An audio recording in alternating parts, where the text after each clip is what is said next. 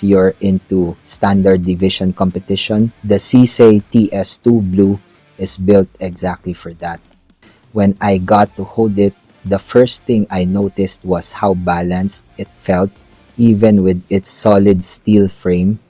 The blue Duralumin grips gives me a firm and confident hold every time. The trigger is crisp, the reset is short, and the fiber optic front sight makes target transitions fast and clear. Add in the flared magwell, and you've got a pistol that's designed to keep up with the speed and precision that competition demands. For me, this isn't just a firearm, it's a competition tool that feels ready the moment it's in your hands.